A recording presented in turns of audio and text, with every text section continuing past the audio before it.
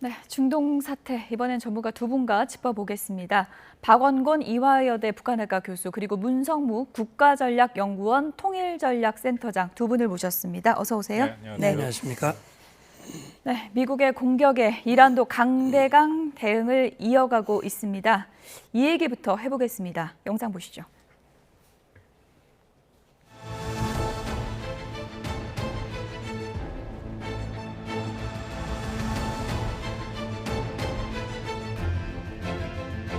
We don't want to come back every 5 years or every 10 years and do this. So we want to pick a president that's not going to be leading their country into a war. Their leadership is just rapidly going. Everybody that seems to want to be a leader, they end up dead.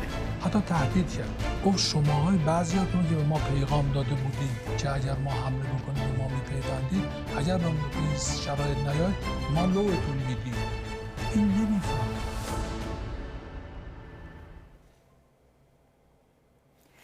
네, 후계자로 모즈타바가 선출됐습니다. 그러니까 이란 입장에서 강대강이다.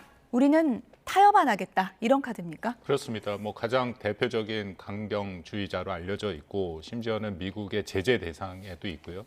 그리고 이슬람 혁명 수비대와 더불어서 정보기관에도 깊숙이 연계가 되는 인물이다 합니다. 그래서 일부에서는 이란 결국 혁명 수비대가 민 거 아니냐 결국 그런 얘기도 나오고 있고요.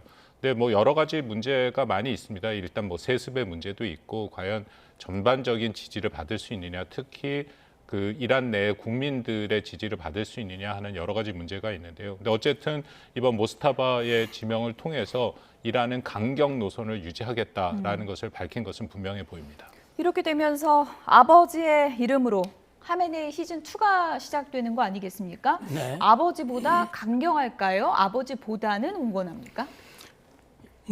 아버지의 노선을 그대로 승계했다. 그동안 이 모스타바가 공식적인 직함을 가지고 있지는 않았다고 그래요. 예. 다만 이제 실제 다시 말하면 문고리 권력으로서 아버지 뒤에서 혁명 수비대를 장악하고 혁명 수비대라는 건 결국 지금 이 하메네이 신정 체제를 유지하는 강력한 무력이란 말이죠.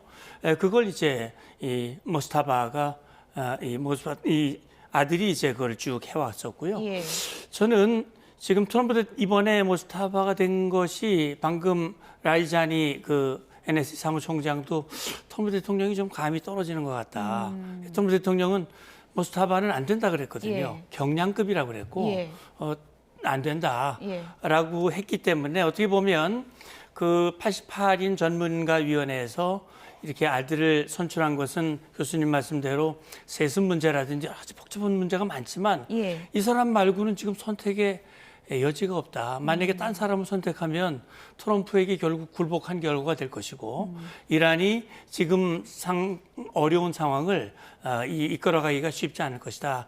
라는 차원에서 이제 모스타바를 세우긴 했습니다만 이건 이제 뭐냐면 본인이 강한 의지를 가지고 아버지의 길을 따른다고 하더라도 예. 미국에 저항을 해서 정말 글자 그대로 그동안 반미, 반서방, 반이스라엘 이런 강력한 정책을 추진하려면 힘이 뒷받침이 돼야 되는데 지금 미국은 4 내지 6주를 얘기했지 않습니까? 힘을 완전히 빼기 위한 그게 과연 어떻게 되느냐가 중요한 변수일 것 같습니다. 예, 트럼프 미국 대통령이 말씀하신 것처럼 하메네이 아들은 안 된다. 영어 단어로 unacceptable 이 단어까지 썼는데 보란 듯이 선출을 했단 말이죠. 이것도 또 어떻게 보면 좀 원인이 됐을까요? 이란 내부의 여러 가지 역동이 작동했다라고 판단이 됩니다. 예. 아까 말씀드린 것처럼 일단 이란 내부에서 가장 강경파고 그리고 사실은 권력의 한 축을 이루고 있는 이슬람 혁명 수비대가 이 모스타파를 밀고 있었다라는 것은 공공연한 비밀이고요. 또 88인의 그 임명된 전문가 그룹이라는 것이 사실 모스타파의 아버지 알리 하메네이가 사실상 임명했다 봐도 크게 문제는 없습니다. 예. 그렇기 때문에 어떻게 보면 하메네이의 뒤를 이은 이제 그런 형태로 세습이 된 거라고 판단이 되고요. 예. 근데 문제가 몇 가지가 있는 게 이렇게 되면 정통성의 문제가 계속 제기될 수밖에 없습니다. 어떤 부분에서? 왜냐하면 예. 여기가 이란의 공식 명칭이 이란 이슬람 공화국이거든요. 예. 그러니까 말 그대로 공화국이란 같은 경우에는 세습이 되면 안 되는 것이고 세습이 이번이 처음입니까? 처음인 거죠. 그렇군요. 그러니까 호메이니, 하메네이, 그다음에 세 번째인데 호메이니는 하메네이라는 다른 인물, 세습이 아닌 친인척이 아닌 사람한테 준 거였고 예. 이번에는 바로 아들이 했으니까 세습이 된 거고요. 이게 문제가 심각하다고 말씀을 드리는 게 어쨌든 이란 내부의 사람들 같은 경우에는 이 이란 혁명이 79년에 이뤄지기 전에 팔레비 왕조가 있지 않았습니까? 그러니까 왕조를 무너뜨리고 공화국을 만들었다는 것은 이런 세습을 하지 않겠다라는 의미가 예. 있는데 그렇다면 정통성에 문제가 될 수밖에 없고요. 그리고 혁명 수비대가 미르긴 했습니다만 이란의 권력 구조를 보면 혁명 수비대가 있고 이런 성직자 그룹이 있고 또 하나는 관료 집단이 있습니다. 정보 예. 관료를 하는. 근데 과연 그 세 집단을 대표해서 갈 수 있을 것이냐.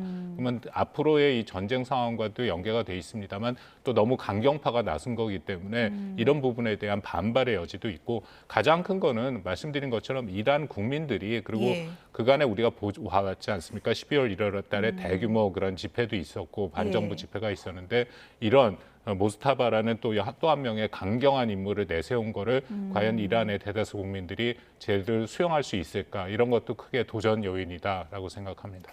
그러니까 세습에 대해서는 비판적일 수 있는데 또 일각에서는 상황이 특수하지 않냐. 아버지가 공습을 당했기 때문에 이런 상황에서는 또 받아들여질 수도 있지 않냐. 이런 또 분석도 있더라고요. 그러니까 아마 그런 것을 명분으로 삼겠죠. 예. 그리고 이미 하메네이는 순교자로 돼 있기 때문에 예. 순교를 한 사람의 입장에서 그 이후에 그 하메네이가 해왔던 정책을 계속 누가 가장 잘 받아들일 수 있느냐라는 그런 면에서 정당성과 명분을 계속 찾을 수는 있긴 하지만 여러 가지 측면에서의 도전 요인은 여전히 상존하고 예. 있다고 생각합니다. 어쨌든 트럼프 미국 대통령은 경량급이라고 하면서 아들 안 된다 했는데 보란 듯이 차남이 됐으면 트럼프 미국 대통령의 좀 스텝이 꼬인 겁니까? 어떻게 봐야 됩니까?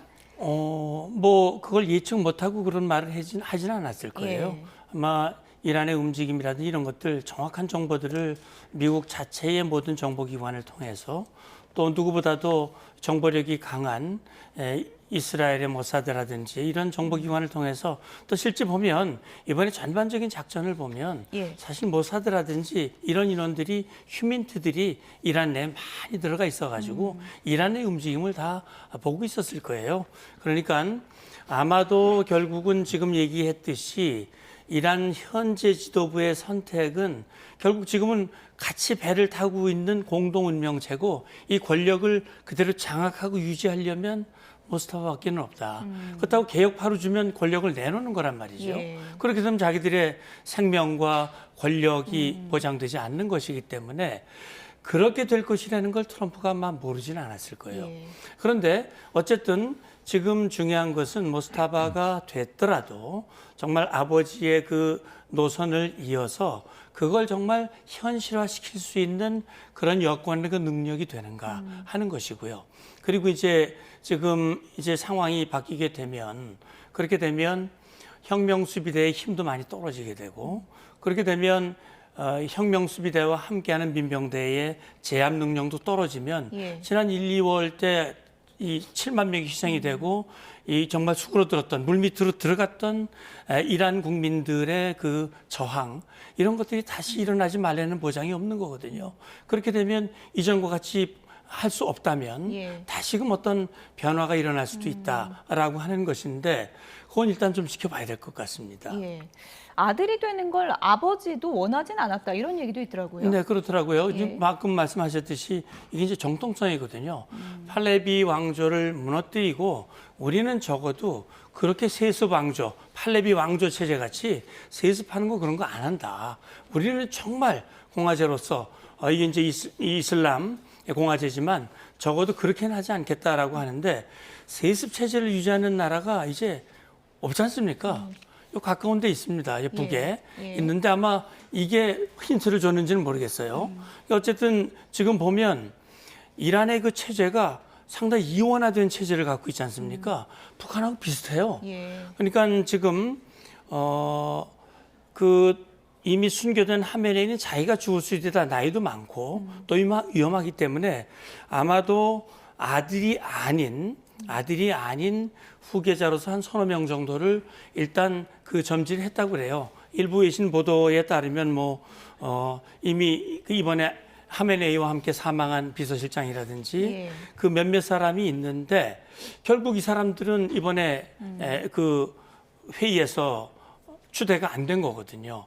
그러니까 결국은 이거는 그 내부의 지금 상황과 권력 구조 이것이 나온 결과가 아닐까 생각합니다. 네. 그 잠깐 예. 덧붙여서 말씀드리면 작년 6월 달에 12일 전쟁 이후에 이게 뉴욕 타임즈에서 한 보도인데요. 그러니까 하메네이가 자신의 신변의 위협을 계속 느낄 수밖에 없기 때문에 한 3명 정도의 후계자를 선출이라기보다 후계자를 생각했다라고 예. 얘기를 하는데 그 3명은 방금 센터장님 말씀하신 비서실장 헤자지라는 사람이고 이 사람은 이번에 이스라엘 공습으로 사망했다라고 이스라엘에서 그렇군요. 발표를 했고요. 또 한 명은 대법원장인 헤제지라는 사람이고 마지막 사람이 굉장히 우리에게 흥미를 주는 사람인데 누구냐면 최초의 79년에 혁명을 일어났을 때 그 호메이니의 손자 핫산 호메이니라는 인물입니다. 근데 아마 중동 전문가분들은 이 핫산 호메이니를 좀 많이 얘기를 하던데 왜냐하면 이게 일종의 개혁파, 온건 개혁파거든요. 그러니까 자기 할아버지와는 다르게 그런 개혁파로 분류되는 사람이고 예를 들어서 2021년에 개혁파 후보가 대규모 그 등록이 탈락된 적이 있었는데 거기에 분명한 목소리를 내고 있다. 그렇다고 무슨 기존의 하메네이 체제를 반대하는 쪽에 서 있는 사람은 아니지만 예. 하메네이의 체제를 계속 유지를 하지만 그 안에서 그런 개혁적인 목소리를 내고 있었다. 그렇기 때문에 좀 조심스럽습니다만 아까 트럼프 대통령이 당연히 모스타바에 대해서는 부정적인 얘기를 하지만 혹은 속마음으로 핫산 호메이니 정도를 생각한 것은 1, 2, 아닌가. 3번 중에 3번을 3번 정도의 가능성은 좀 있지 않았는데 한데 예. 결과로는 그렇게 되진 않았는데요. 예. 만약 그렇게 됐다면 트럼프 대통령이 얘기한 좀 더 개혁적인 온건한 세력이 지도부를 형성했을 수도 있겠죠. 어쨌든 뭐 트럼프 미국 대통령이 기대했던 정답은 지금 나오지 않은 그런 상황인 거고 모주타바가 앞으로 어떤 노선을 정할 것인가 많은 이제 언론들이 이제 분석을 하고 있는데 아버지도 공습으로 사망하고 아버지뿐만 아니라 지금 언론 보도에 따르면 아내와 뭐 자녀까지 모두 숨졌다 지금 이렇게 전해지고 있잖아요. 일종의 보복의 서사가 그려진 거다 이런 분석도 있더라고요. 뭐 당연히 강경파고 더군다나 이슬람 혁명 수비대의 전폭적인 지지를 받고 있다라는 그런 측면을 우리가 좀 주목해 볼 필요가 있는데요. 어쨌든 이슬람 혁명 수비대가 계속해서 전쟁을 수행할 만한 의지를 이번에 표명한 것도 매우 중요하다. 모스타바가 되고 나서 바로 얘기한 것이 우리는 그에게 충성할 것이다. 라고 얘기를 했다고 알려지고 있거든요. 그렇다면은 역시 그 혁명 수비대의 힘을 얻어서 방금 말씀하신 계속해서의 일종의 그들은 이란이 성전이라고 얘기를 하니까 두 번째의 그 제대로 된 그런 성스러운 전쟁을 계속해서 추구해 나갈 가능성이 있다라고 합니다. 아마 이 부분이 그 트럼프 대통령 아까 우리 문성모 센터장님도 얘기하신 것처럼 셈법이 좀 복잡하겠죠. 예. 왜냐하면은 그래도 좀 더 온건하고 개혁파 쪽이 섰으면 괜찮은데 말씀하신 것처럼 이렇게 되면은 아주 적극적으로 다시 미국의 항전의 의지를 불살릴 수 있기 때문에 그렇게 될 경우에 이런 새로운 국면으로 넘어가거나 혹은 정전을 모색해야 되는 트럼프 대통령 입장에서는 좀 더 복잡한 그런 계산이 그려질 수밖에 없는 상황에 도래했다라고 판단이 됩니다. 네, 이렇게 되면서 뭐 중동 상황도 더 악화되고 전쟁이 언제까지 갈지 모르겠다 이런 우려가 커지고 있는데 지금 진짜 모르겠는 건 트럼프 미국 대통령의 속내다 이런 얘기도 나오고 있습니다. 영상 보시죠. 이라크에 거점을 둔 이란 쿠르드 민병대 수천 명이 국경을 넘어 이란 북쪽으로 진격했다는 보도가 나왔습니다.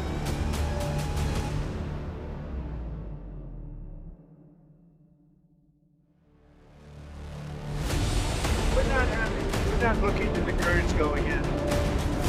We're very friendly with the Kurds, as you know, but we don't want to make the war any more complex than it already is. No, roll that out. We don't want. Yeah, I have rolled that. I don't want the Kurds going in. I don't want to see the Kurds get hurt, get killed.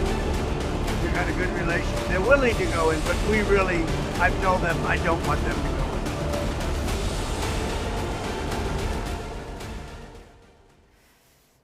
네, 며칠 만에 이렇게 입장이 180도 바뀌어버렸습니다. 네. 쿠르드 쪽 보고 어떻게 하라는 겁니까, 지금?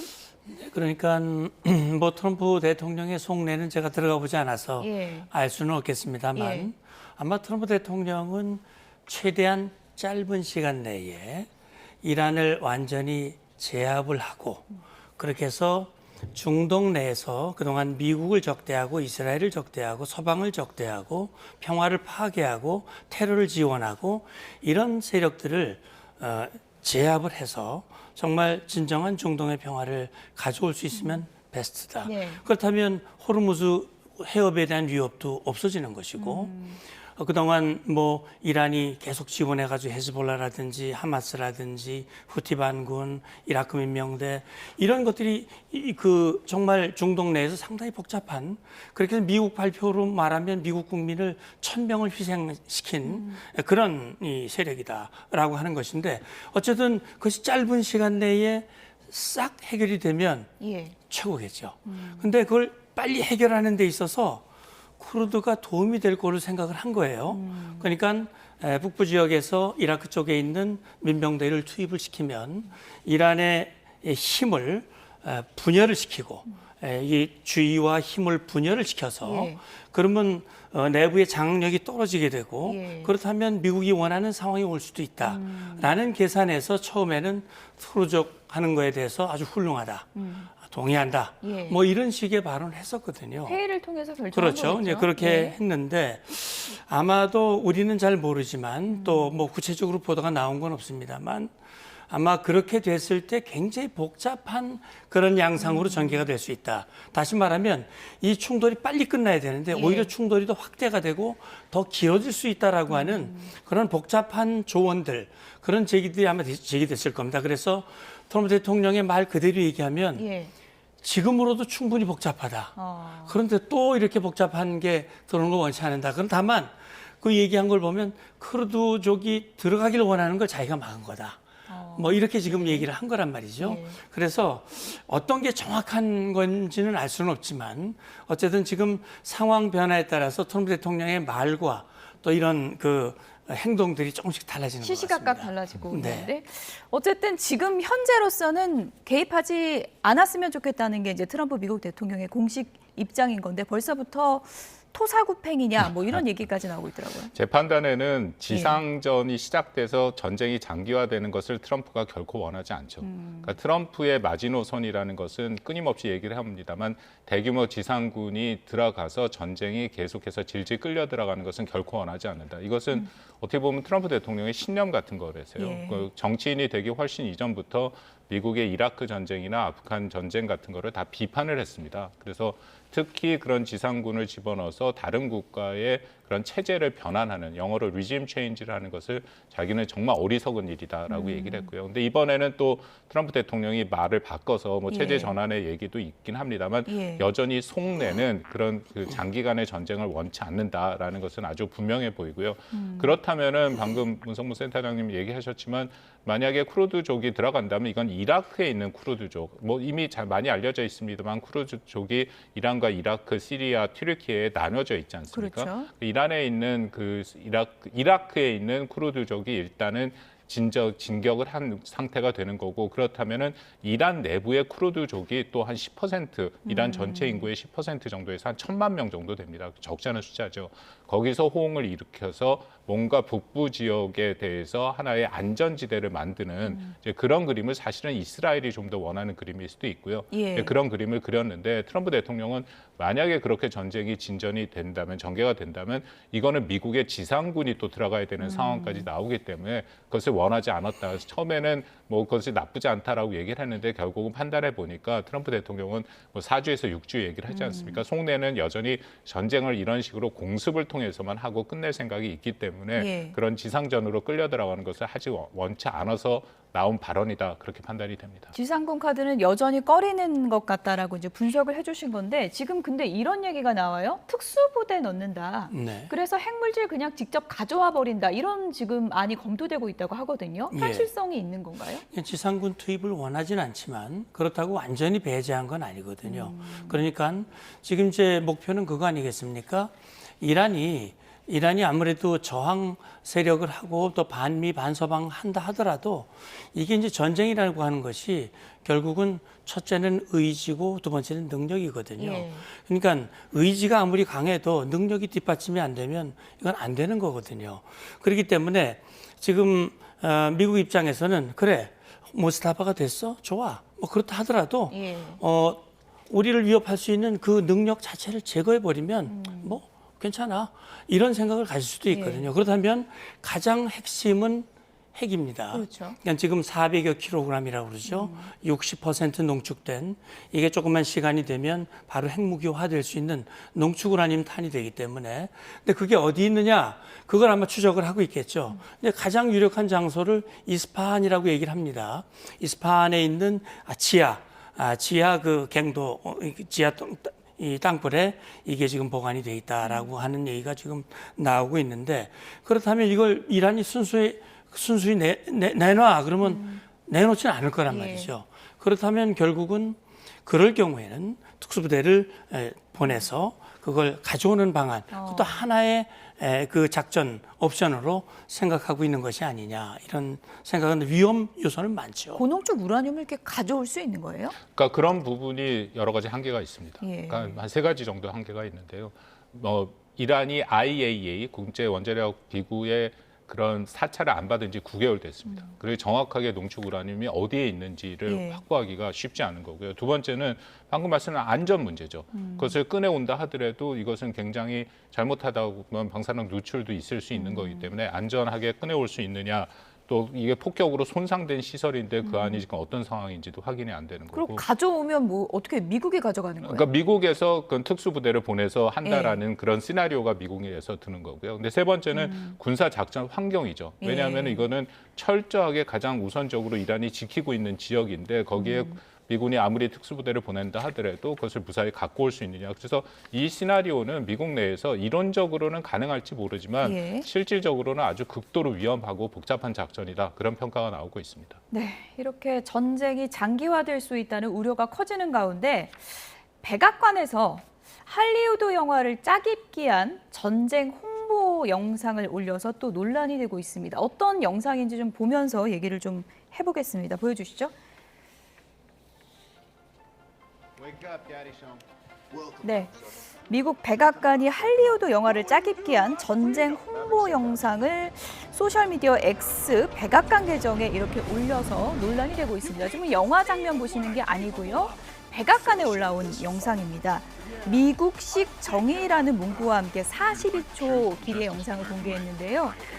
뭐 할리우드에 등장하는 뭐 아이언맨이라든지 탐 크루즈, 뭐 탑건 뭐 이런 지금 보시는 것처럼 전쟁 히어로를 등장시켰거든요. 어떻게 보면은 이게 실제 전쟁을 너무 뭐 영화시키는 건가 이런 논란도 좀 있는 것 같아요. 왜냐하면 미국 내에서 이 전쟁에 대한 정당성이 계속해서 문제가 제기가 되고 있습니다. 특히 민주당 같은 경우에는 처음에 전쟁을 시작하면서 트럼프 대통령이 임박한 위협, 이란이 미국에 임박한 위협을 부과하고 있다라고 얘기했는데 실질적으로 이란이 미국을 타격할 만한 능력은 없다라는 것은 정설같이 받아들여지는 거거든요. 예. 그런 상황이니까 어떻게든지 이런 홍보를 통해서 미국민의 지지를 받고자 한다. 그리고 여론조사를 보면 최근 여론조사를 종합해서 말씀을 드리면 이 공격에 지지하는 퍼센테이지가 한 39% 정도 나오고요. 반대하는 표가 한 49% 정도 나옵니다. 예. 그렇기 때문에 차이가 그렇게 크진 않지만 그래도 반대하는 목소리가 크다라는 것에 대해서 뭐 당연히 트럼프 대통령과 행정부에서는 부담을 갖고 있기 때문에 이런 영상을 만든 거라고 볼 수 있겠죠. 네. 아무래도 중간 선거 앞두고 저런 영상까지 올리는 거 보면은 좀 여론이 부담스러운 것 같긴 한데 네. 미국의 한 역사학자가 이런 얘기까지 했어요. 가장 우려되는 시나리오가 국가 비상사태를 선포해서 중간 선거를 연기하거나 중단하는 시나리오다 이런 얘기까지 나왔거든요. 네. 그 가능성은 어떻게 보세요? 그렇게 되지 말아야 되겠죠. 뭐 그건 미국을 다시 위대하게 하겠다라고 하는 트럼프 대통령의 말과는 굉장히 거리가 있는 것이거든요.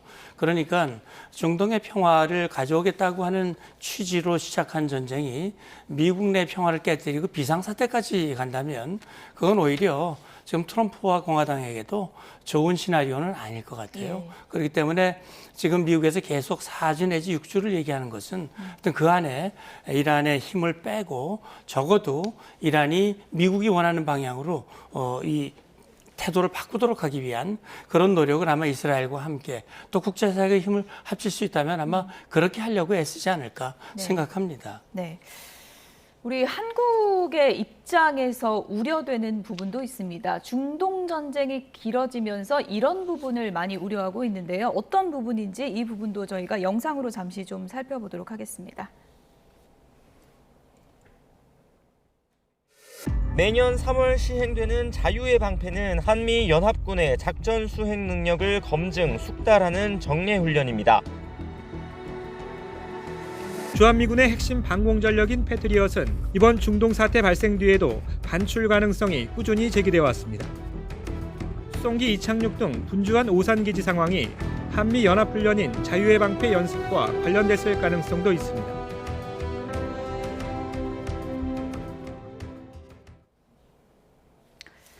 네, 바로 이 부분입니다. 한미연합훈련이 이제 오늘부터 시작이 되는데 안보 공백 우려 계속 나오고 있지 않습니까? 이건 어떻게 보세요? 왜냐하면은 공백 이유가 나오는 것이 기존에 미국이 여기에 있던 주로 방공 자산들 얘기를 하죠. 그러니까 미사일 방어에 쓰는 패트리엇 같은 경우에도 작년 6월 12일 전쟁 때 우리가 8개 포대가 주한미군이 갖고 있는데 그중에 2개에서 3개 포대 정도가 중동에 차출됐다라고 얘기를 하고 있고요. 이번에도 오산 공군기지의 움직임을 보면 일부 차출된 거 아니냐. 뭐 당연히 한국과 미국에서 군사 당국에서는 이거를 공개적으로 얘기를 하지는 않고 있습니다. 근데 당장은 제 생각에 뭐 크게 문제는 없다라고 판단이 됩니다. 왜냐하면 우리가 갖고 있는 방공망은 한국이 독자적으로 운영하는 방공망도 있고 또 미국도 기존의 여유분과 더불어서 순환 배치하는 개념을 같이 운영하기 때문에 이 정도까지는 문제는 없는데 그다음부터가 우리가 주목해야 되는 게 전쟁이 길어지면 이제 이것은 우리에게도 도전이 될 수 있다. 왜냐하면은 전쟁이 4주를 넘어서 한 2, 3개월 정도 되게 되면 계속해서 미국도 요격 미사일이 부족하기 때문에 한국뿐만 아니라 전 세계에 있는 요격 미사일들, 전진 배치된 기지들의 요격 미사일을 계속 가져갈 가능성이 있고요. 또 한국이 갖고 이제 주한미군이 갖고 있는 주한미군 전술 지대지 미사일 에이테킴스라고 불리는 것들이 있는데 그것도 차출될 가능성이 있다. 그렇게 되면은 혹시라도 북한이 미국이 중동 전쟁 때문에 이런 한국에 대한 대비 태세가 약해지고 있다라고 하면 오판을 할 가능성도 있고 그 방공망이라는 것은 촘촘히 구성되는 것이 중요한데 그렇죠. 일부가 빠져나가게 되면 아무래도 거기에 대해서는 대비 태세가 약화될 수도 있다. 근데 단기적으로는 크게는 문제는 없어 보입니다. 4주 넘어가면 좀 우려되는 부분도 있을 것 같다라고 보고 싶은데 어떻게 생각하세요? 예, 그렇습니다. 이게 길어지면 결국 우리에게 미칠 영향이 없을 수가 없거든요. 중요한 것은 이제 관리하는 겁니다. 한미가 상황을 공동 인식을 하고 적어도 미국이 우리에게 제공하는 공약, 확고한 그 공약이 흔들리거나 공백이 생기지 않도록 하기 위한 그런 노력, 북한이 오판하지 않도록 하기 위해서 만약에 전력 일부가 간다면 대체 전력을 통해서 그 공백이 발생하지 않도록 하기 위한 모든 조치가 무엇보다 중요하다고 생각합니다. 네. 이런 상황이기 때문에 아무래도 이제 북한의 동향이 상당히 좀 관심을 끌 수밖에 없는 그런 상황인데요. 오늘 김정은 위원장 동향과 관련해서 들어온 영상이 하나 있는데 좀 보여주시면 좋을 것 같습니다. 김정은 위원장이 오늘 딸 주혜 양과 함께 오늘 국제 부녀절 연설을 처음 했다 그래요. 이곳에서 여성의 역할을 뭐 강조하는 그런 메시지를 냈다고 하는데 이 동향 자체를 어떻게 보십니까?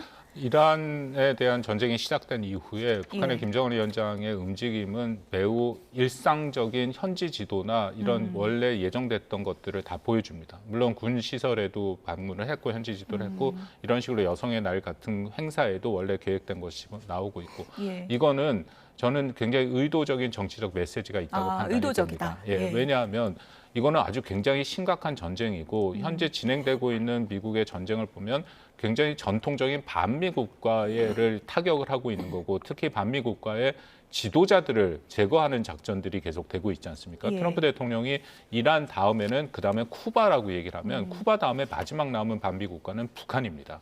그러니까 북한의 입장에서는 부담이 될 수밖에 없는데 의도적으로 자신은 일상을 김정은의 일상을 보여줌으로써 나는 이란과 다르다. 그리고 그 미국이 군사적인 그런 선택을 하지 못한다라는 이제 그런 것을 의도적으로 애써 보여주는 모습을 연출하고 있다라고 판단이 됩니다. 딸 주혜랑 뭐 손깍지까지 오늘 꼈다고 하는데 네. 우리는 뭐 아무렇지 않다. 우리 세습 체제 확고하다. 뭐 이런 걸 보여주는 걸까요? 그럼요. 예. 이제 보여주는 건 그렇게 보여주지만 마음으로는 아마 타들어갈 겁니다. 상당히 그 위협을 느낄 거고요.